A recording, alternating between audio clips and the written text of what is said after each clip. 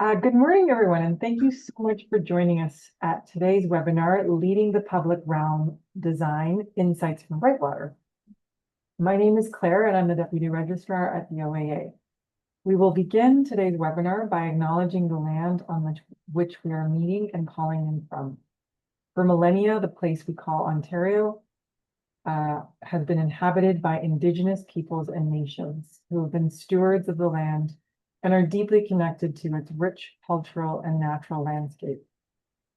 We would like to invite you in a moment of reflection to acknowledge our shared responsibility to address past and present injustices and provide space for Indigenous knowledge and worldviews to shape the architectural landscape of Turtle Island. So before we begin, I just want to go over a couple of housekeeping items. Note that the webinar is being recorded for quality and educational purposes. To maintain a stable internet connection, we have muted all of the microphones and disabled your video feeds, but we do very much encourage your engagement through our Q&A window. You'll see this at the bottom of your screen.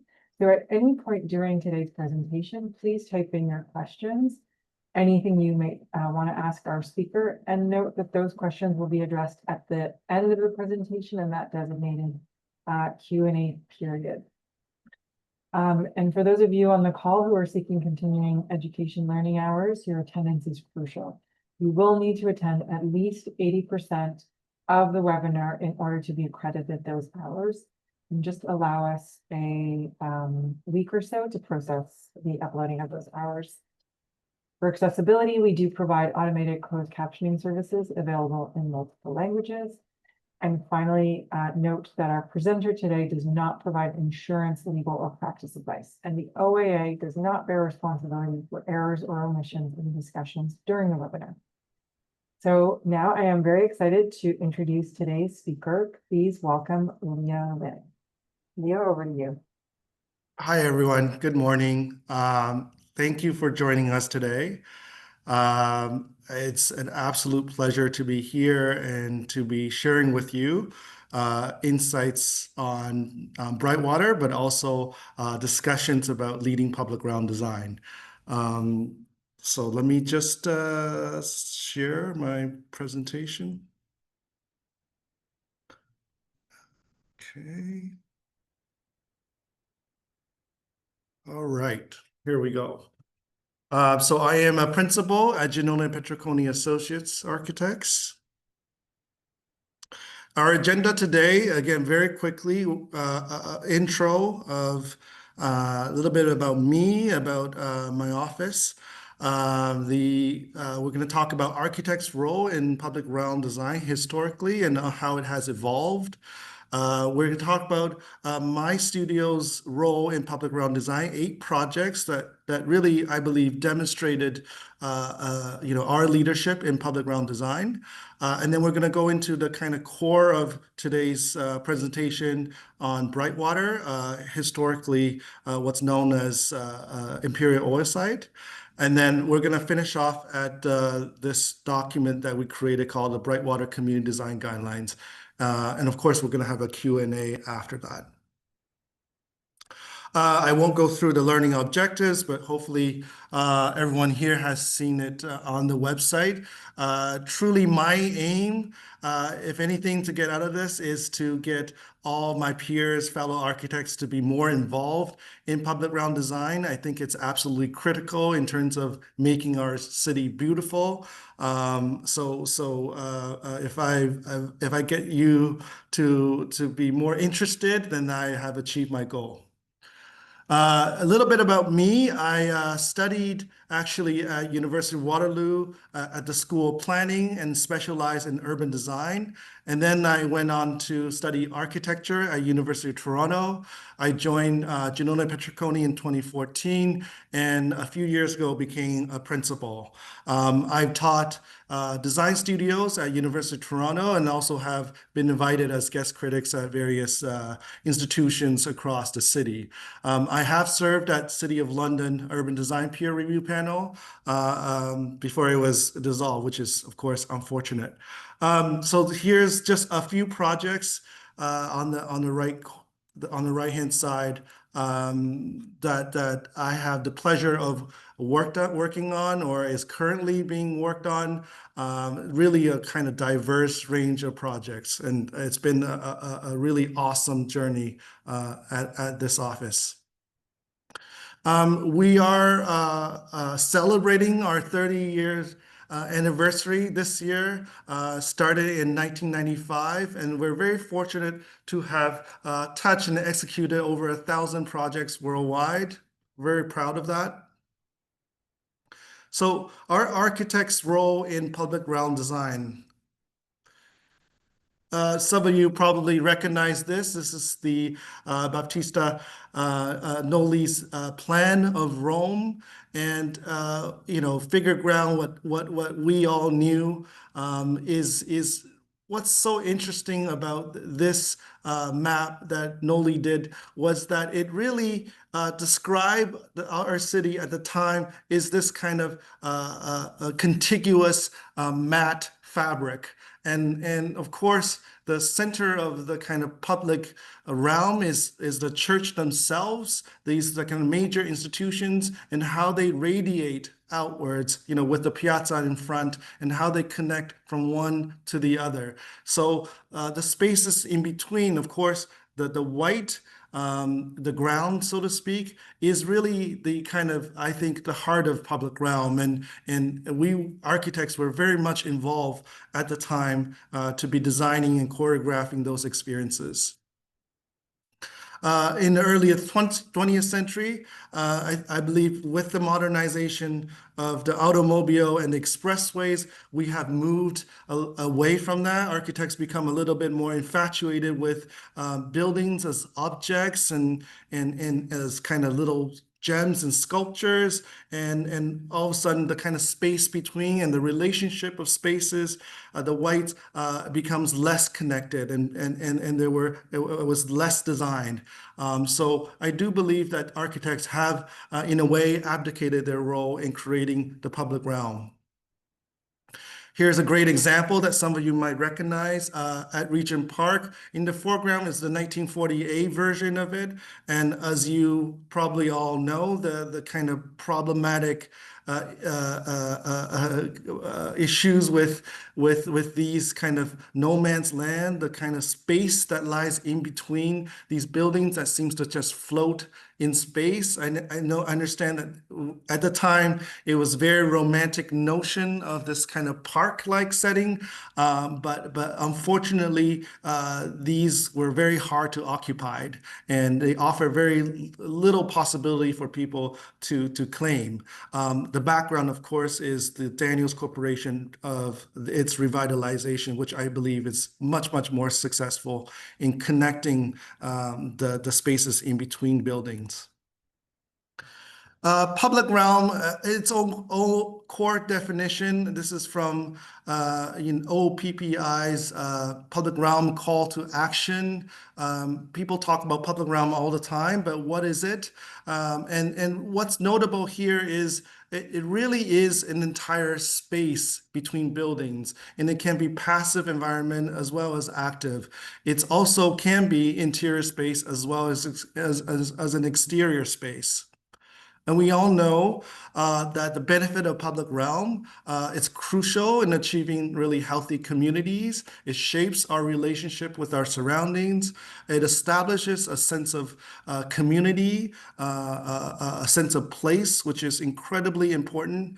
And it can also increase physical and mental well-being that enhances public safety, private investments, and allow citizens to embrace and celebrate their places in space. The kind of illustration on the right is a sketch that was done much earlier for village of Carville in Markham. And here is how we imagine the public realm space and all the kind of elements that should be captured within our public realm space. So really it's defined from building to building, and it includes elements such as the canopies and soffits of buildings, the signage, the entrances and its relationship to grade, patio furniture, bicycle infrastructure, pavement on the sidewalk as well as the street, parking, on-street parking and its relationship to landscaping and the road, and of course the building materiality, especially for the first 12 to 16 meters when it meets grade, and of course trees and landscaping. So we believe exceptional public realm brings our community together. The image on the left-hand side is a image that we captured when we were designing the shops at Dunn Mills, a community consultation meeting.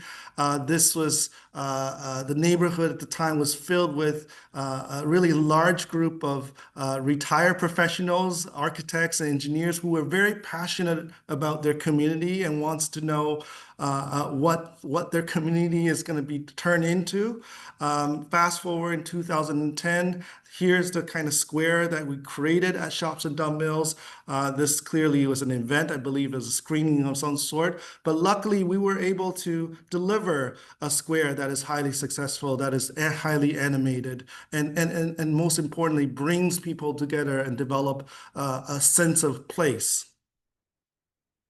So we say if exceptional public realms brings our communities together, then we must ensure that they are designed as a cohesive experience and one that is seamless, a cohesive fabric, and one that flows from across property lines and through the buildings themselves. And we always ask the questions that can we look at ability of architects as storytellers and visionaries to lead stakeholders through inclusion and consensus, creating a more enduring and beautiful city? And the answer is yes, I do think we can, because architects are equipped with the skill set and knowledge to lead public realm design. Some of these are just skills of an architect that you guys already have that is invaluable to public realm design. We understand constructability and phasing, which is incredibly important, especially at a time like this. Phasing ensures a feasibility of a project that you don't have to build everything all at once. We understand scale, texture, and materiality. We're very good at visualizing and be able to choreograph experiences. And we're also very good at communicating our vision through effective visualization techniques. We're equipped with technical knowledge of not just outside, but also inside. And we're also trained to not be afraid of color, to break some rules and color outside of the lines. We work well in a large team, and we possess a tremendous amount of analytical and leadership skills. So why should architects play a more central role in public realm design? Well, there are many reasons again, but three reasons that I outline. The first one being, as I previously mentioned, we are really equipped with the skill sets enabling us to lead public realm design. Number two is, I believe we've all been there when we design and spend a lot of time designing fantastic buildings and coordinating what happens at grade, but unfortunately, the kind of public realm vision falls short. And what happens when that gets built? It is a bit of a shame, and I think that we should be championing those and focusing more on those approaches. And number three is, and in my experience, a public realm first design approach in our projects, architectural projects, helps tremendously with municipal approval processes. So Giannone Petricone role in public realm design, I'm going to just quickly go through 8 projects, starting with the mantra that we've been following religiously in our studio. We talked about this all the time, from spoon to the city, and it was a term coined by Ernesto Rogers. Basically, it says the kind of typical approach of an architect should be the same, whether you're designing a spoon, a chair, a lamp, or a skyscraper. Our work at Su Forno, the bakery on Queen Street West, is applied the same amount of approach and rigor as our 72-acre master plan at Brightwater.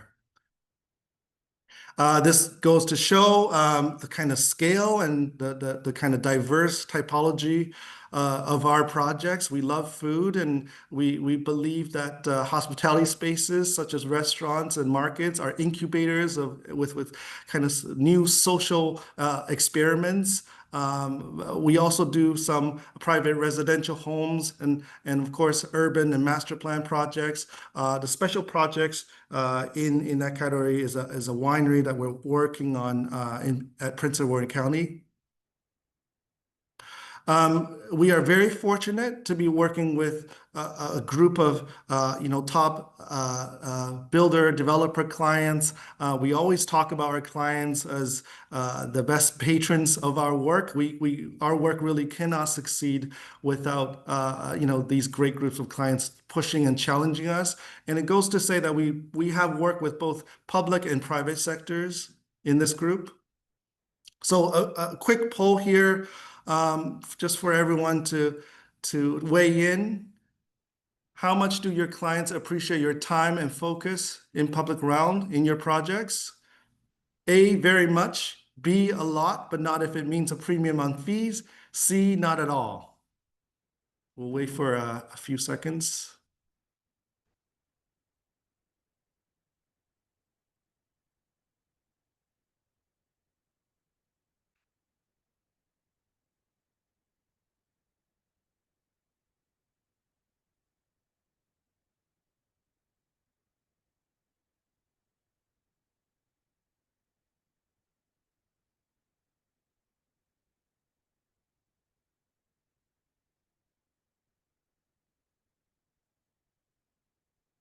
Okay, so a lot, but not if it means premium fees. I think that's reasonable to be expected. So moving forward. So at Giannone Petricone, we're obsessed with the joy of living in a city. We believe in the pedestrian experience and human scale. We believe in that a building should have true mixed use. And we celebrate and embrace change and constantly raises the bar. And most importantly, we believe that any design must be executed, or else it's not a real design at all. And public realm very much is part of that, as challenging as it may be sometimes. Oops. I think it's lagging a little bit. Okay. So first project, starting with our project at Italy, Toronto, we started the project with this idea of La Passeggiata, which is really an evening stroll in a city. In this case, we would be in Verona, and between the two piazzas, we would be taking this stroll. And so the market becomes this kind of very casual, informal, and relaxed stroll. But on the way of this journey, you're gonna see unexpected performances. You're gonna stop by interesting products that you haven't seen before. But there's really kind of two squares, and that draws you from one experience to the other. With markets, we always say that the most successful markets are the ones where you come in and it feels chaotic, you're kind of disoriented, and it also needs to feel very crowded. So the image on the left is exactly how we want our markets to be experienced. So if you've been to Italy in Toronto, hopefully you have experienced those thresholds, and maybe not so pleased with the crowdedness. But rest assured that is intentional. We really don't want any markets to be more like the image on the right, which is much more of a design and architectural image, showcasing the La Piazza. A kind of a market that is empty is probably the worst that it can happen. So The next market, this one was actually just completed recently, the Wellington market at the Well. Here again, we were inspired by the cities and by making really this kind of metaphor of a shoreline. So what used to be, this is located on Front and Spadina intersections. So where the shoreline of Toronto used to be, that we instructed this glazed tile wall that becomes both a wayfinding device, but also as a way to kind of organize the kind of subterranean space themselves. So it forms a very backdrop, as you can see in the upper right corner, housing the various kiosks. Here's the image of the Wellington market. Under the kind of large space, we insert the bar that we call the pier bar, and above it, again, inspired by the shoreline, we want to create this kind of warmth as if you are sitting under the pier itself, and you're seeing the framing and the water rippling, reflecting off the pier structure.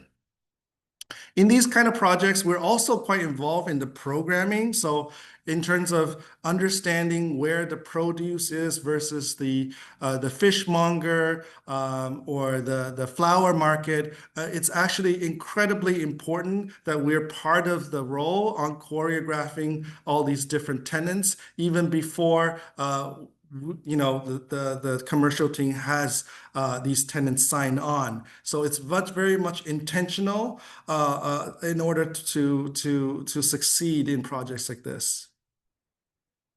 Shops at Don Mills. I've talked about it earlier, and here is really, I would say, the genesis of kind of our work in public realm, and it was a great kind of experiment, if you will, to test the limits of public realm by starting on imploding the kind of existing suburban mall, inserting a town square right in the middle, and then starting almost like a pinwheel, developing these fingers outwards to connect back to the fabric of the city.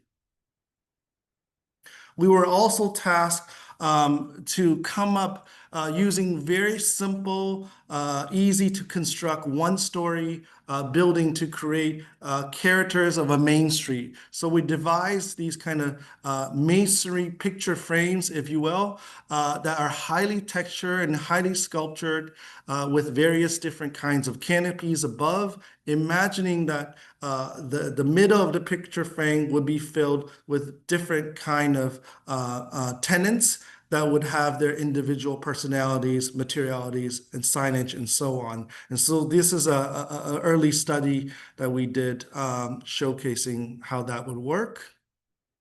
And as I mentioned, at Shops, we really pushed the boundaries. We were involved almost in all the kind of elements that's considered in public realm. What it means is art, lighting, signage, wayfinding device, of course, landscaping, pavement texture. Extremely fortunate because the development was designed and all the kind of streets were private streets. We really didn't have to go through too many approvals. It was kind of created almost like a mall experience, but in this way feels very much connected, very much part of the city. Of course, there we're also able to build some new buildings on site. This is our project Flare, a kind of mid-rise building that starts to hint at the kind of new architecture that could be in this development. This is an early image now. It's much more lush with really great landscaping in the front. This is our project at Front and Sherbourne in the kind of historic St. Lawrence district in Toronto. Here we're fascinated about the kind of corner, how you make a corner in the historic fabric. We look on at the context of these kind of historic bank buildings that really has really a lot of character and addresses the corner. So what we did was creating what we call a largo by setting the ground floor back slightly and creating a kind of architrave, again, a frame of sort that reminisce this kind of stone-like quality of a corner and elevating the corner with lots of rich materials. In this case, we're proposing Muntz metal canopies and marble walls to, again, heighten that experience at the intersection of a significant corner. Here it is. It's in construction. We're almost down at the ground plane. Very exciting that they're installing the kind of curtain wall and the Muntz metal canopies.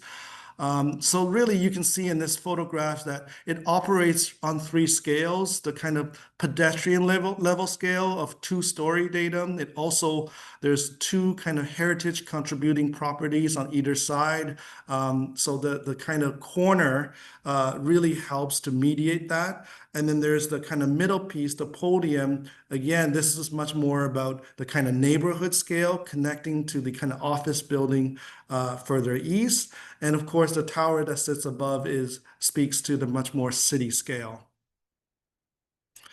Just down the street, not from the Whitfield, is our project for Daniel, City of the Arts. Here, we were interested in working with Claude Cormier, who actually did the Sugar Beach just down the street, also worked on this project. But we were more interested in looking at different kind of waterfront experience. The one that's shown in blue is a much more exposed, much more kind of typical, I'm going to say, waterfront promenade. But as probably some of you, if you live in Toronto, have experienced in the last few weeks, the summer, especially out by the water, could also be quite hostile. And we all know winter is extremely windy. So what we wanted to do is to create a kind of neighborhood alternative public realm connection that's very much pedestrian focused, but it's contained and it's very protected. We were very fortunate to be working with an artist, Ned Kahn from California, and he was fascinated with kind of using environmental impacts, in this case wind, to register his art. So he created this piece called the Inverted Lake that floats 6 meters above the space that we call the yard. Basically, it's an interstitial public realm space between the 2 buildings that we helped design. Here you can see the kind of these flat polycarbonate flaps, and they're tied with cables, and there's, as you can imagine, tremendous amount of wind that comes down from the towers. And what it does is it mitigates the kind of forces wind, but also creates this really fantastical experience as if you're kind of under the water. And the 2 images on the right is actually taken just a few weeks ago when one of the tenants, the Great Lake Brewery, hosted a beer fest event, and it was so thrilling because it was exactly how we wanted the space to be used, to be flooded with people, with various events and food trucks and whatnot. Our work at Cumberland Square, which is, again, this is more north of Toronto and Yorkville. This is replacing the existing Cumberland Terrace site between Bay Street and Yonge Street. And the most challenging part of this project really is to deliver a significant part of a public realm, in this case, actually 40% of the site that we call Cumberland Square, as well as 3 towers hovering in the existing subway tunnel. So the black dotted line that you see here is where the tunnel dips from Bay to Yonge Street. And what Cumberland Square does is really becomes an anchor to the existing interstitial and public realm spaces that exist northward. And what we're also hoping to do is to extend Yorkville Park, which is west of Bay Street, eastward. So it completes Cumberland as a whole. Here's some just conceptual images of the square itself. We work with James Parak, the urban designer at the city, ensuring that our buildings and the square frames these important vistas, in this case, Fire Station 312. And then another view now looking back at the square southward. Some of our work are not just completely architecture and public realm. I think in this case, we call ourselves sometimes the urban composer, where we work with already other architects and landscape architects on synthesizing and pulling together their narrative to form a larger, more cohesive voice throughout the entire project. One really fantastic project on an amazing site is our project at 2 Tecumseh, working with TAS Impact. Here we have a site that has two fronts, an urban front at the terminus of Tecumseh and a much more landscape front fronting Garrison Creek. And so there's this idea of from formal to informal, but certainly also from hard urban frontage to something more soft and more landscape. This site also affords us a fantastical kind of postcard image of what the future of Toronto is as you drive on the Gardner Expressway. And so the image of these towers are really important as well. This showcases the kind of connectivity diagram that we illustrated, also offering opportunities and important thresholds and gateways. The kind of compression as well expansion through the site is just as important as the ones around it. Part of our scope of work was also to look at the ground floor, which the client has a tremendous amount of ambition to deliver a lot of retail hospitality programs. And because of our experience in the hospitality, we were able to help them with that. And one of the key things about these programs is the back of house spaces. So, your elevators, your servicing, your loading, garbage rooms and washrooms. These are just as important as the front of house and how it's being laid out. So we also show them lots and lots of options and scenarios of how that can be. So when they are talking to potential tenants for the ground floor, they're able to illustrate how everything works and ties together. And of course, the inside also spills out to the outside. So working with public works on patio spaces, canopy extensions, ensuring that the patio seasons can be stretched on day and evening views. This is the more kind of softer side facing the creek, where the kind of building really disappears. We work with public works on materiality and coordinate the ground floor cladding so that it is completely cohesive with the landscape material. And then finally, our work at Bayview Village, we were asked by our client to make an extension of the mall, but instead of an interior mall, in this case is an exterior mall where the kind of pink sits, and they wanted a kind of elevated experience similar to what we did at Shops on Don Mills. But in this case, much more connected and feels a more Main Street. Of course, we couldn't just design that. We had to look at the entire site in its entirety, including working with their interior designers on the existing mall, as well as, in this case, on the south side of the site, that HPA, Hurry Pontarini, is working on the two rental towers. Turner Fleischer also is working on another new tower, actually just east of the site. So how everything all kind of ties together and forms this kind of, again, promenade space is extremely critical in ensuring that there's kind of cohesion and singular kind of narrative. Here are some views of the kind of arrival experience at the promenade. And we're also designing both the kind of storefront as well as the mid-rise buildings that sits on top of it. We always look at experiences both from day and night, but also seasonal, how it works. As we all know, Canadian winters. Okay, now, so shifting back to our focus on Port Credit, really quickly, Port Credit really is this small village-like right on the mouth of Credit River, meeting Lake Ontario. It's part of Mississauga, and now if you go on the weekend, it's flooded with probably a lot of residents from Mississauga wanting to be by the water. It has really a very rich kind of trading and industrial past.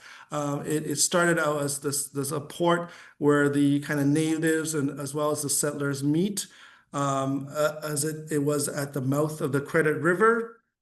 And then it got overtaken by two kind of brick industries. One at St. Lawrence Starch on the east side, and one by Port Credit Brickyard on the west side, on either side of the river. So in the context here, you can see the river right in the middle. Brightwater sits what used to be known as the Imperial Oil Site, that is west of the river, and what used to be the other brickworks. The kind of heart of Port Credit right now sits on the west of the site. Earlier on, we were also involved in Port Credit Village. It's been kind of 30 years in the making. We had helped develop not only buildings, but also important public realm spaces. In particular, two kind of significant public realm spaces. Both of them are small, but very different in nature. One is a market square coming off of a lakeshore main street. This is, we talk about small but mighty, the type of square that is all about containment and animation around its edges. It's actually really popular during also weekdays and weekends. The other space which opens to the water is at the end of Huron, Ontario. It's a bit of a civic square. And then we also developed typologies of housing, in this case of a live-work condition, to add housing, at the same time deliver animation, a small amount of a storefront on Lakeshore Main Street. So here is kind of on the image on the far right is the kind of Main Street frontage versus the back is a townhouse frontage. We finally executed the last building on this master plan 2 years ago with 55 Port. This also has, in a way, two frontages. One is a more urban frontage, and one faces the water with the waterfront trail and promenade. So really kind of spectacular site and well-situated building. Going back to Port Credit and Brightwater in particular, again, I started to talk about the brick existed on the Imperial Oil site.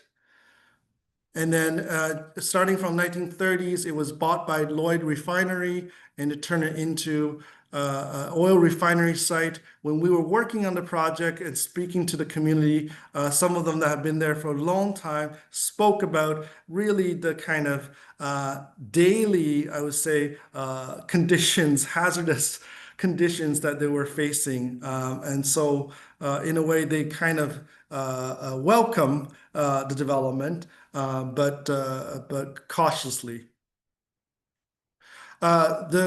When we started the project, there was already two very established neighborhood on both east and west of our site. But Port Credit Heritage Conservation District to the east. This used to be the old port of Port Credit. And then, of course, the Cranberry Cove community to the west, another mature, well-established residents association. Both are very passionate about their community. We work with them throughout the process. This is our site visits. At 2017, the site has been abandoned for quite a while, and so as you can imagine, the site is actually quite lush and filled with a lot of flora and faunas. The bottom image is a trail that we actually maintain and preserve. It basically served as a bit of a buffer between the Cranberry Cove residents to the west and our site. This site really could not be executed without tremendous amount of work on remediation. These are kind of early diagrams that we did at the RFP process that our team investigated on in terms of what used to exist and where is sort of the most polluted part of the plant. And it was basically the shale pit right in the middle, as well as some of the process areas.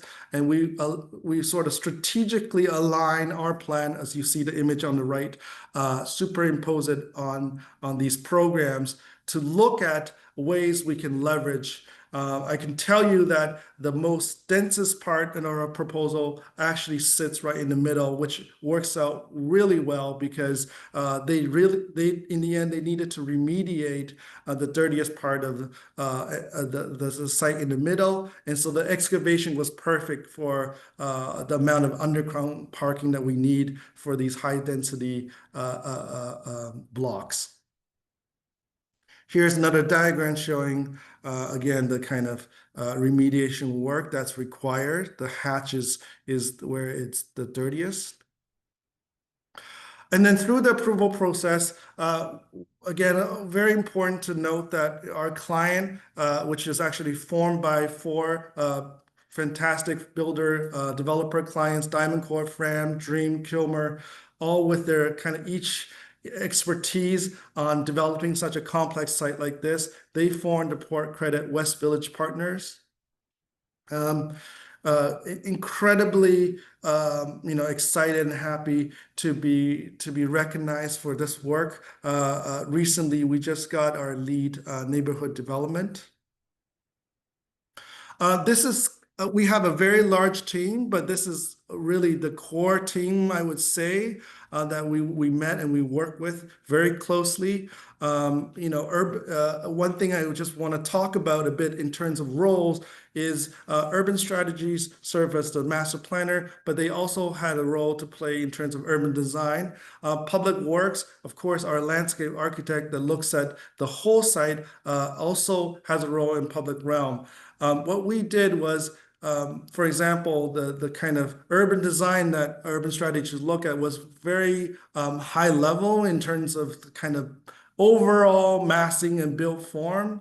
And public works also at the same time was looking at the larger landscape, which I'll show you in a bit, and how kind of road network works and how to incorporate some of the LIDs. And so what we wanted to do is pull both things together and look at it as from an experiential point of view. So really from the ground, and how all these kind of narratives would tie together as one would be experiencing through this community. This is our original target approval schedule, which actually we met 2019. We got our approvals. This is the 2015 RFP plan. And then compared to the 2019 approved plan, I'll go through that in a moment. Today, where we are, phase one has been completed. They have delivered 725 units and they're being occupied. All sort of typologies of housing from multi-unit residential to townhouse units, as well as retail and commercial. We started with an extensive amount of RFP process, and our clients really put in a lot of work. These are just pretty pictures that we help to put in for part of the RFP document, but there was a tremendous amount of work that was done on remediation, on financing that became part of the bid. The city also has done quite a bit of work on this site. Prior to our involvement, they came up with the community something that they call the Inspiration Port Credit. This is just outlines throughout the years our involvement through with the community, all the kind of community consultations. And basically, from inspiration port credit that the city had worked on, they developed these kind of the image on the left, these kind of stratas from Main Street, residential, campus, and open space before you meet the water. And what they imagine is that there will be a series of public ground spaces that's shown in these kind of green swath that would take kind of draw people down to the water from north to south. And so we believe that approach is appropriate. However, we tweaked it a little bit.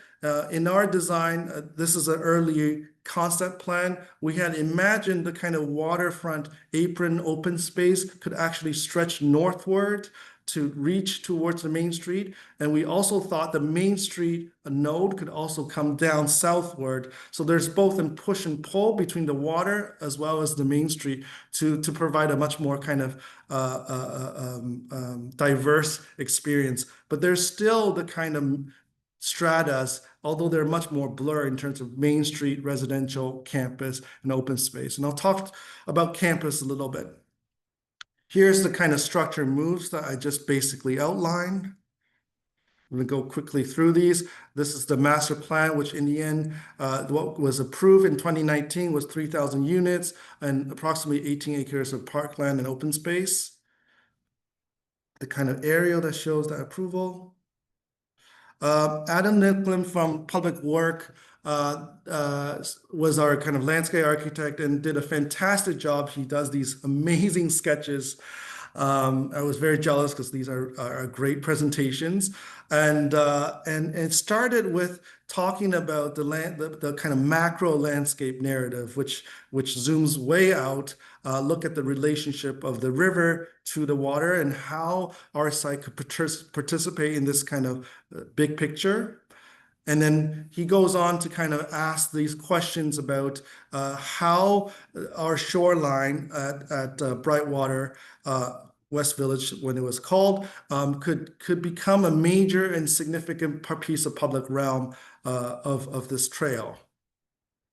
So we together develop with Public Work basically two major public realm strategies. One is we call the telescoping green. So it is the piece of the kind of waterfront park that extends northwards, reaching the Lakeshore Main Street. That is much more landscape-like. It's softer, it's much more lush, and it's a bit more informal. And there's another one that is much more active and perhaps more urban that takes you from the Main Street, starting with the Main Street to the Village Square, to the promenade, down to the campus. So the kind of push and pull, again, is being illustrated here.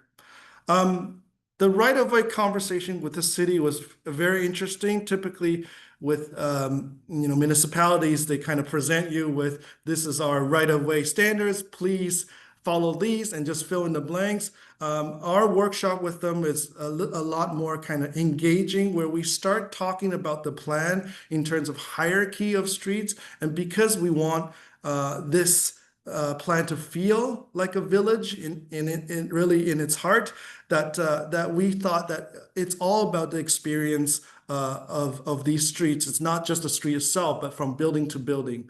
So, from the get-go in these workshops, we share with them our vision of these kind of public realm spaces that include streets. So streets that are not just used singularly, it's much more mixed, as well as the kind of scale that from building to building is providing, both the building scale in terms of height and its relationship to the street and to all the kind of horizontal space is incredibly important to establish that village character.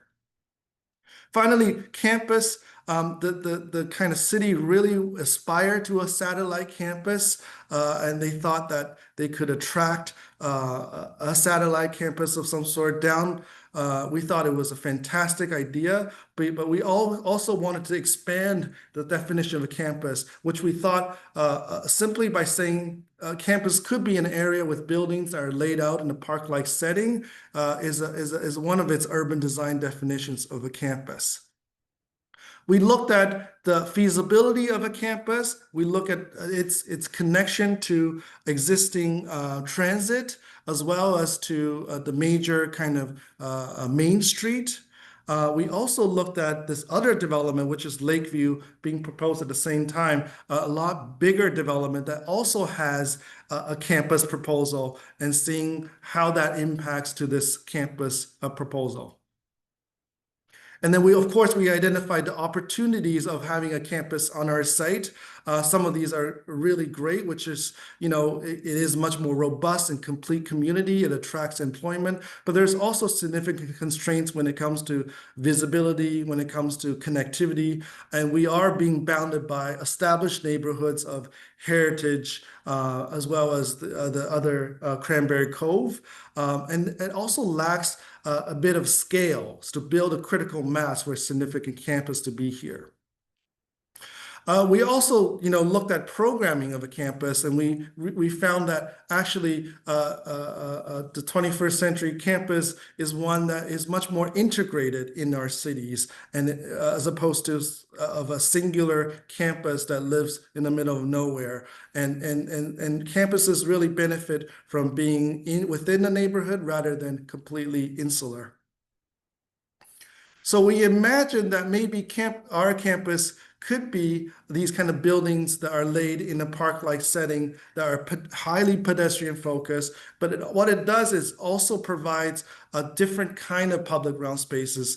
Again, similar to the City of Arts Daniels project, spaces that are much more contained, that are more protected. You're right at the water, but still you're able to allow retail to flourish. You're able to allow spill outs of worker spaces, for example, without worrying too much of how windy it is at the water.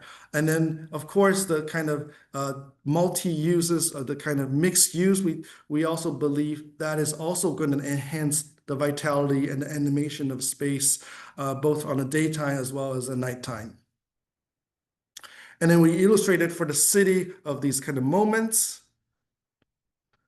The city was quite concerned with views to the water because they want people to identify, to see the water right on the main street, which we had to illustrate that maybe it doesn't have to be that, as long as we provided these kind of heightened moments of public ground spaces that takes someone from one experience to another. And these are some of the visuals that we created early on.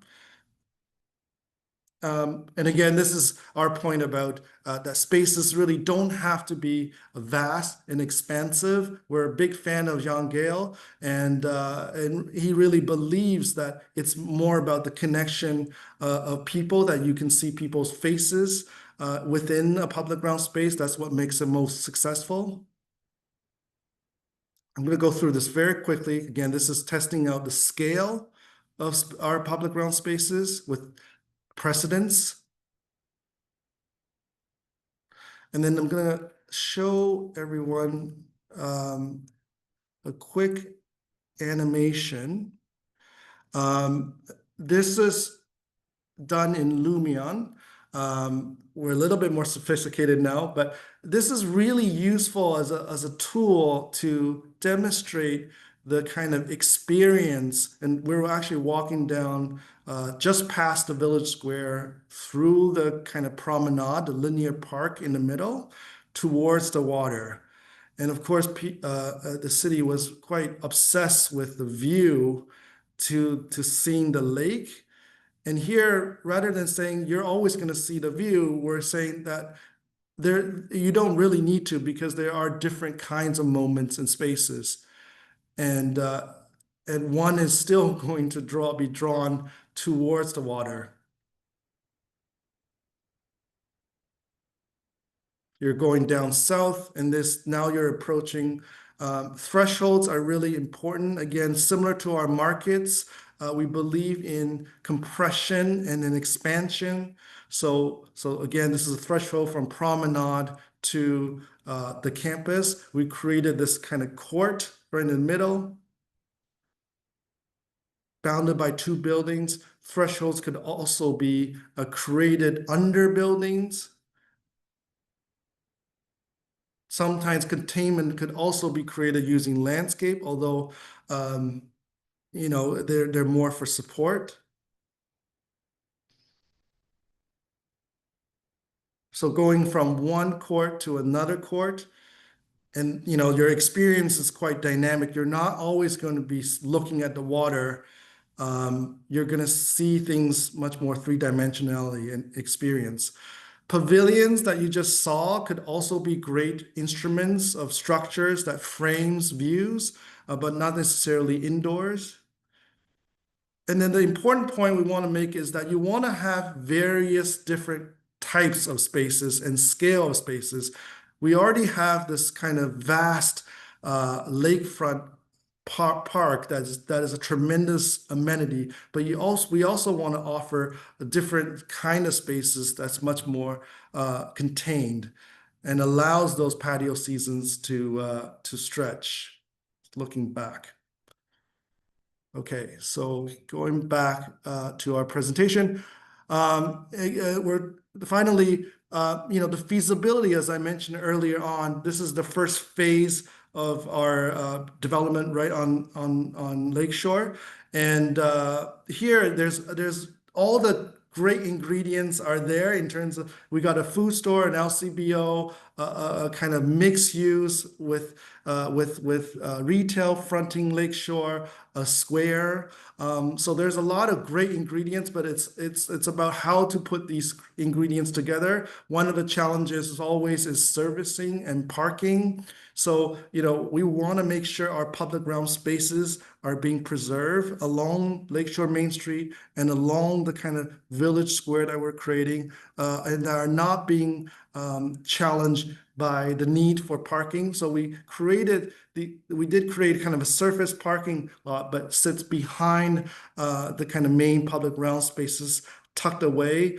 This is what we call the placebo parking. It really provides people the kind of comfort that they're used to in a suburban setting, to be able to park on the surface and then walk into the food store.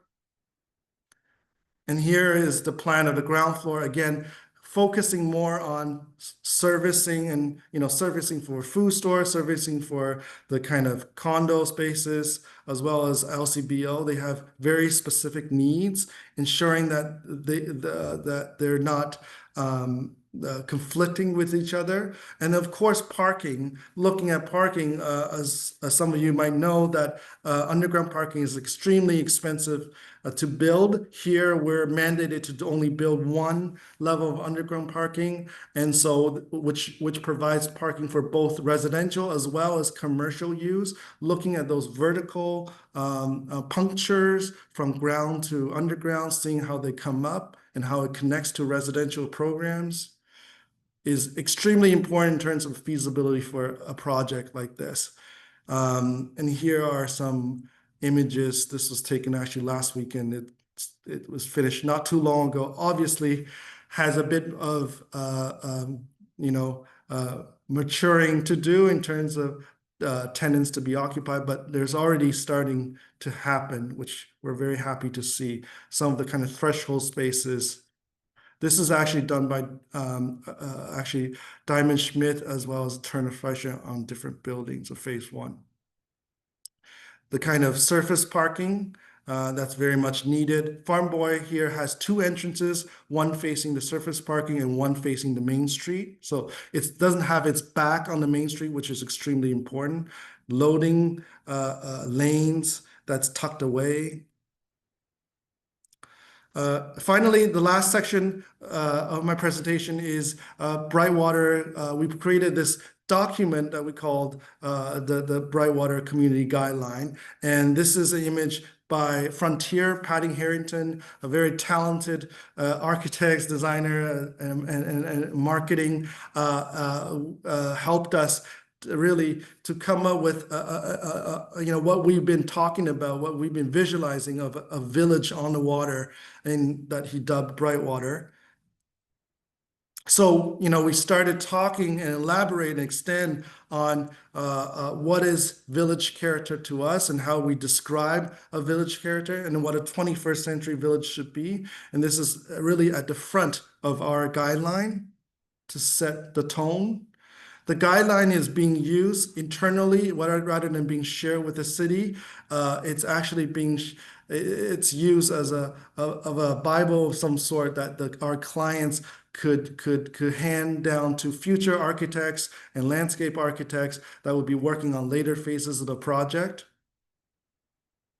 We always imagined that we would have different architects working on this site. It is a vast site. So you can see here in phase one, the Turner Fisher, Diamond Smith Architects Alliance, as well as Super Cool, working on the first phases. We're now working on phase two, a waterfront park precinct that we're quite excited about, as well as Kobe on one of the campus buildings. So the design guideline is really meant to tie, built form, public realm architecture all together and touches on all these kind of sections. Here are the sections themselves. And because the site is 72 acres, so vast that it also needs to be divided into different precincts. And each precinct has different characters and personalities. We always felt a project like this needs to have diversity. We also develop a process of review, something that's quite reasonable for our clients to deliver, checking points for us to be reviewing with and working with different architects throughout the design development process. Here's another shot of the table of content, the kind of master content with different precincts. Each content is started by the kind of description. I think I need to move faster. One thing very important here is prescriptive versus aspirational. It's important in our guideline that there are prescriptive information that talks about setbacks, zoning, but also as well as aspirational. So articulations of buildings, how do you create that village-like character? Articulations, and here's just some sampling of the guidelines: site opportunities, sustainability, frontages, signage, public art, lighting, parking. This is we develop learning from our Port Credit Village project. Townhouses that have a sunken laneway at the back, bicycle infrastructure. We spend a little bit more time on the frontages of the main street, ensuring that it has a village-like feel, looking at materials that are more village-like, sidings, wood sidings, and materials that are much more tactile instead of commercial. And we also talked about how language could be diverse. It doesn't always have to be ultra modern, that it could be transitional as well to relate to the Heritage District. Here's some wordsmith that we presented to talk about different personalities of the precinct. And then finally, here's some images again of phase one. This is mostly done by Diamond Schmidt.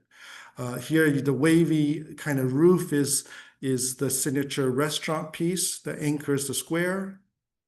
Landscaping, ensuring buffers and stoops of grade-related units. Townhouses by Super Cool, a very nice job done. The kind of subterranean depressed lane in the back. Ways to address their front door, canopies, lighting, signage. So in terms of summary and conclusion, very quickly, our objectives Number one, identifying the architect's role in leading public realm design and help reduce redundancy between disciplines. So, as I've mentioned, we firmly believe that architects can and should play a significant role in leading public realm design. And because we're able to bridge interiors and exteriors, cross boundaries and property lines to create this kind of seamless public realm experience that I think what we all want. We're also, because of our skill and knowledge, able to communicate that cohesive narrative through very effective visualization techniques. And our role could also be scalable and varied in scope. It doesn't always have to be a master plan architect. You could also be an urban conductor as well. Architects, how can we leverage strong public realm narrative, navigate planning approval process? I've shown you some examples by looking at and focus on the first, 12 to 16 meters, to illustrate that the public realm strategy is very contextual. We have to look at both macro and micro. We have to demonstrate that even the most visionary of ideas can be executed, and that's through our knowledge, our technical knowledge of code, constructability, and phasing. Remain, I would say, a generalist as well, and depend on the support of your consultant team. Number three is how we can develop implementable design guidelines. The guidelines, we believe, needs to be quite accessible and also flexible as well, that it could be added. It needs to have distinction between prescriptive versus aspirational, and it needs to prescribe a reasonable review process for checking in and also working closely with your client groups and coordination with consultants. Finally, how architects can utilize their skills and experience to advocate for exceptional public realm design. I've talked about this extensively. I believe that you guys all have the skill and knowledge to be able to lead such complex effort, as long as you collaborate closely with your clients and stakeholders and help to build that consensus and really reiterating how important public realm design is. And also focusing on the experiences as a whole, as well as kind of these smaller moments. And there I have completed my presentation. Hi, Claire. How am I doing for time? No, good. We've got another 25 minutes for questions. We have one question coming in, but I'm just going to encourage everybody else on the webinar today to submit the Q&A, see the Q&A button below. This was a great presentation. I have a question too, but I'm going to ask, and to the extent you're able to, there might be confidentiality. One of the anonymous attendees wanted to know if you already had specific tenants or client types for the Brightwater campus area. Not to my knowledge. The campus, as I mentioned, that it's actually one of the later phases. So a plan this vast, it takes, like Port Credit Village took 30 years. So, we imagine it's gonna be some time. There were earlier discussion. You probably saw it in the renderings of a YMCA. So they were in discussions with YMCA as well as other recreational facilities. They definitely know that down there we need to have a pretty significant institutional type of anchors there. But we wanted to make sure that it also remains quite flexible and that there's a kind of well-rounded mix of uses as well. Mm-hmm. I know Ashley has a question, but I have one question that came up. I was really curious, especially those images. I think it was the Italy with the bustling market feel. I guess I have two questions. Specifically, when you're designing, are there specific psychological or other kind of human sciences techniques that you implement to draw people to spaces? Because there are some spaces where, people want to go to. Now, I'd be curious to know about that. And the second part of the question is, do you ever do post studies after the build to see where the successes are and what like lessons learned kind of thing? Yes, absolutely. So certainly, it's actually having to design. I also designed Italy, not in Toronto, but one in Copenhagen. The strategy for designing a market like this, like that, as well as at Brightwater, is actually quite similar in its technique. Is you start with mapping, but it is important that you're not just looking at in plan. That that's why the animation and some of the visuals are so effective, is that the experience is three-dimensional. And so when you're in one spot, imagining yourself in one spot, you're also imagining or projecting what a pedestrian is going to see and what they're going to see next. So and there are moments of small and large moments. It doesn't all have to be significant moments of things that could draw people's attention. I think in a market like Italy, it's meant to be a little bit disoriented. It's like a mall. They do want you to be to feel like you're lost a little bit. But there's also more significant elements like the piazza where or you can see at the far side that there's something amazing that's going on that's drawing you. So you want both scales of kind of attractions, if you will. Um, to your other questions about lessons learned, yeah. So shops at Don Mills, I think the reason why I said it's the genesis of our kind of public realm experiment is there were lots of lesson learned on that project, and of course in our other projects as well. Every project is lots of lesson learned, and it's not day one as you can imagine, and you can see in the images of Brightwater now. It's not day one, which it is today that it is like the square at Shops at Don Mills, right? It takes time for people, for demographics, for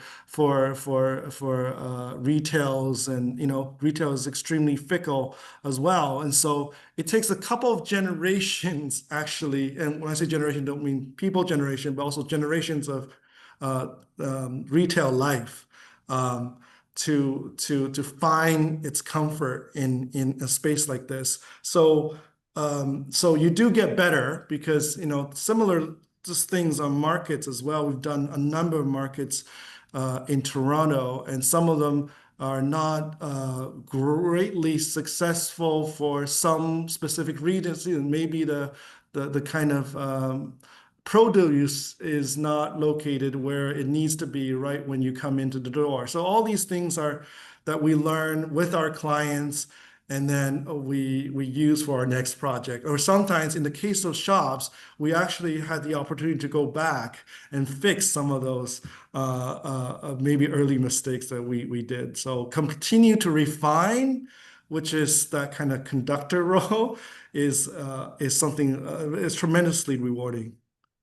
Right. Yeah. I mean, and it's so like the time periods too to implement from the inception to the actual application, cultures change, right? I Yeah. think nobody could have anticipated this, well, obviously the pandemic and then people's habits. But yeah, that's another conversation. I'm sure it could be a whole other webinar on that. But Yes. other questions that came in. One, I think you already answered, but the person wanted to know lessons learned specifically from shops at Don Mills. And I think you've already answered that, but maybe if you could speak specifically to the shops at Don Mills. Um, yeah, I think that there's some more technical, like one of the children's fountain was removed. Some of you might know this, and turned into a different kind of water feature. Again, that has to do with liability and so there are moments like that. There are also you know and I learned this because I didn't work on it initially, but by looking at having been there and looking at the plan again, is there are actually some things that weren't implemented in the first original plan that should have been implemented. So like Brightwater, this idea of two nucleuses, one at the on Main Street and another one at the campus, and how people kind of And same thing with Italy, right? Two piazzas, two spaces, and you stroll in between. So at shops, it was conceived originally. I think there were maybe two squares, but only one got implemented. So hopefully we get the opportunity to do the second one. So there's things like that. I'm sure there's so many other lessons learned that probably my colleague could answer that better than me. Yeah, hindsight's 2020, right? Yes. Okay, so another question we meant, how is the potential influx of vehicular traffic in the area being addressed? I frequent the area and there is significant traffic congestion. Welcome to Toronto and the GTA. But very fair question. Curious what the traffic study indicates. Yes. Well, I can't put on my transportation hat, unfortunately. I'll be very bad at doing that job, but there were significant concerns, especially I think probably you're talking about Lakeshore and Lakeshore being the main kind of to get around, certainly east-west. Mississauga Road can go up north to connect to the QEW.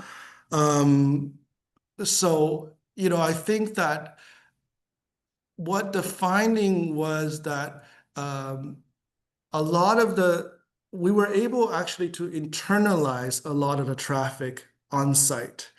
There were significant concerns also that our traffic would spill over to the Heritage Conservation District. And so there were a series of measurements, such as they did, I believe, put in some no throwaway kind of signs up and preventing people from traffic from flowing through HCD. But largely, I mean, our traffic consultant BA did a fantastic job at researching on what would happen to add with this amount of density. But it was not nearly as much as one would imagine. And there's also, again, also part of the effort from the client is we had introduced also shuttles that take people from our development to the go station. So every little bit's help. And having to develop great public realm encourages people to walk and to get to their food store without getting into the car. So I think every little bit helps. Mhm. Hi, Ashley. Hi, Okay. I have a question for Leo. Can you talk about what is the most challenging or frustrating part of leading public realm design? How much time do you have? No, it's it's like I said earlier, it's extremely rewarding. But at the same time, there are moments that have challenges. One moment that came in mind, and I didn't show it here, but was I had a meeting on waste management strategy for the site. And with Region of Peel as well as City of Mississauga, and and meetings like those, I'm sure a lot of people can appreciate where you're meeting with 40 engineers in a room that really does not participate all that much, but they are there to tell you the rules and what they've been doing for years and years. Is hard. It's hard to have those conversations when you're in a big group like that. I remember I went into the meeting starting with a presentation, an image of Bath, England. And my point really was that, of course, we can do anything, and we need to make sure that our infrastructure and our servicing needs to fit our cities and not the other way around, because usually we're designing our right-of-ways according to the size of the pickup truck or the fire truck and whatnot. And of course, this is a bit of a stretch, but I think it really helped. I mean, of course, at first they were all like, "Well, this is not Bath, England," but it helps set the kind of stage of the kind of community we want to create here.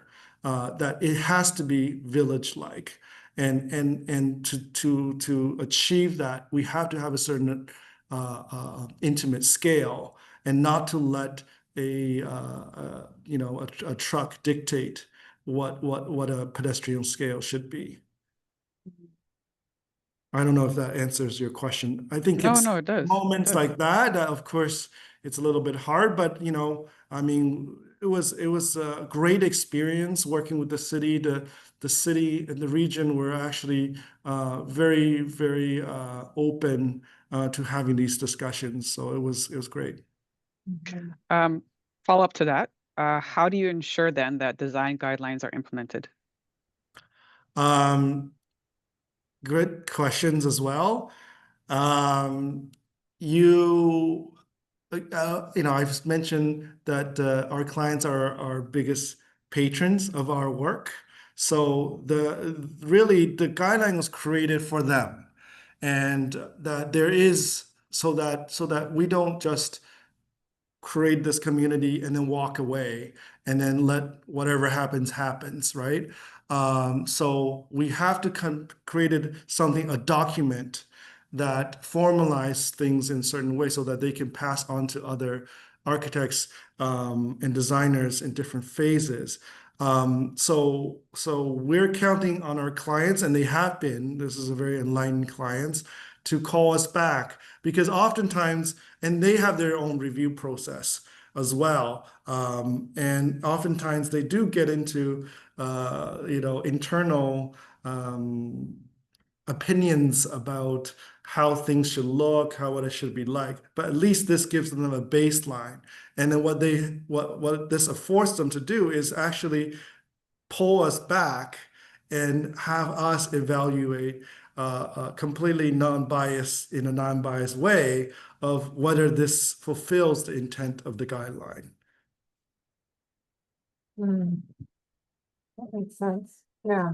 But one thing I do want to say is also that that's why it's so important that the guideline is not just prescriptive, that it's also aspirational, because as you will see in these kind of first phases, that we want our peers to come up with their own approaches to how you create a village character as well. So we're open to other ideas, and we want that kind of diversity of language.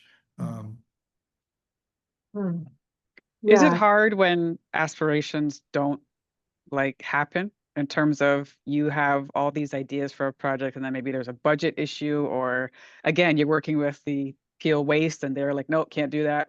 Is it tough when those aspirations that you have put in, you've designed it, you want it to happen, and again, you want that village feel, and you can see people walking exactly how you want, but then something happens and you can't do it anymore.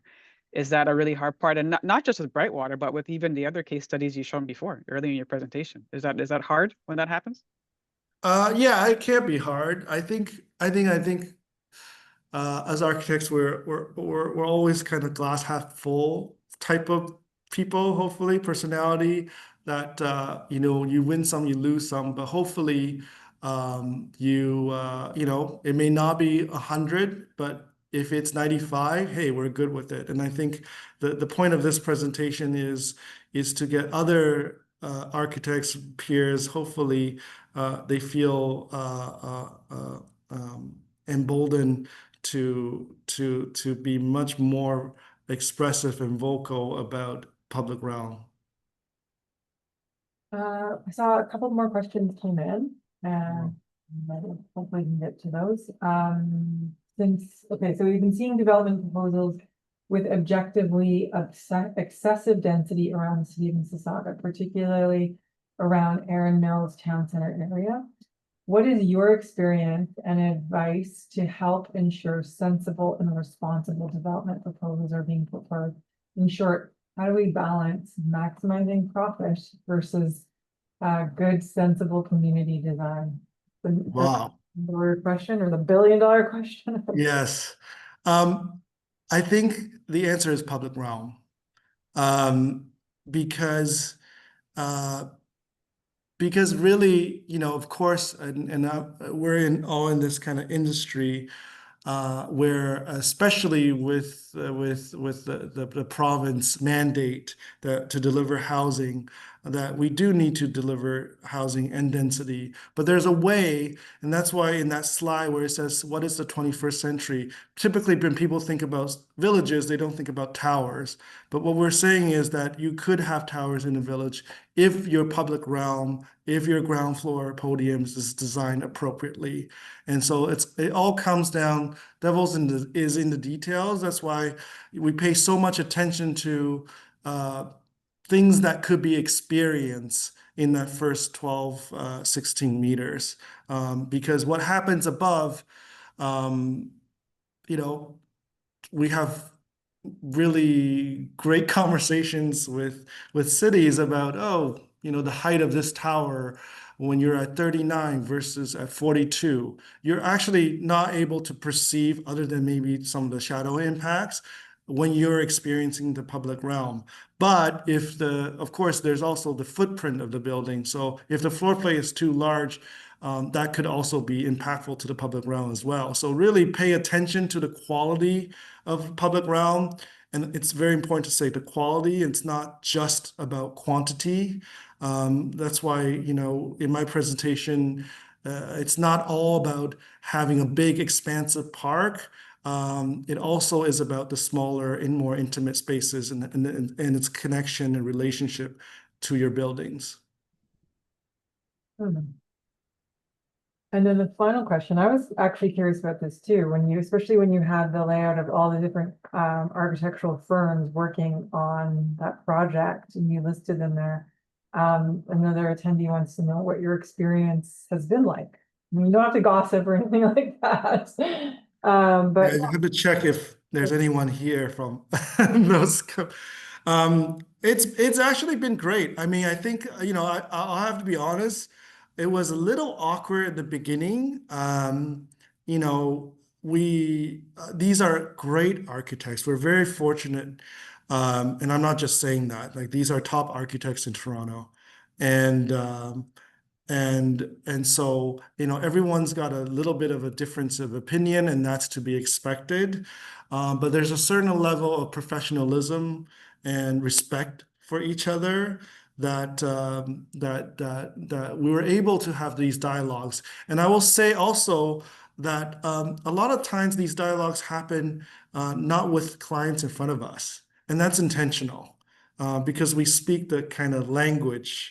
And sometimes with clients there, you don't really get it. So it's been actually really good. And I think judging from what the pictures I took on last weekend, I think they all turned out great. Um, yeah, I mean, of course, we work hard. We try to give them advice where we can, and but so far it's been a really great collaborative effort. that's great. That's great. And I think that's one of the skills that architects have, as you mentioned at the beginning, right? Is that ability to collaborate, which is so vital to get something like this off the ground. So I can't imagine the effort that took. So I think we're just going to wrap it up there. I just have a couple of short announcements before we close off today. Thank you, first of all, Leo. That was a wonderful presentation, so much information.